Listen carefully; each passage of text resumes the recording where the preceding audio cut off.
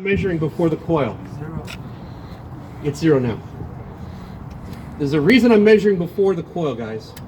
And that is when the manufacturer makes this furnace, he didn't make it with a coil.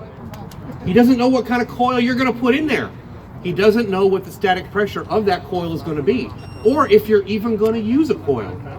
So they give you characteristics without a coil. All right. If it was an air handler and the coil was inside the furnace or inside the air handler, then they would give you characteristics with that coil because they built it with the coil. If it's a package unit, they built it with a coil, so they give you characteristics with that coil. The characteristics on the furnace is as shipped, and it's not shipped with a coil. Does that make sense?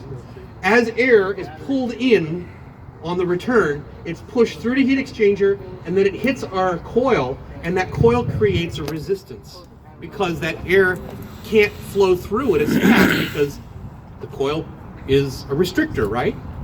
That air starts to compress. As that air compresses, it creates some turbulence, and it increased static pressure there. And that is going to be actually a higher static pressure than it will be up on the other side, because as the air gets through that coil, it expands. It builds up and then it expands, and our pressure drops again. Does this make sense to you guys? But that's only in these types of flow furnaces without coils. So you need to know what the pressure is before the coil and after the coil.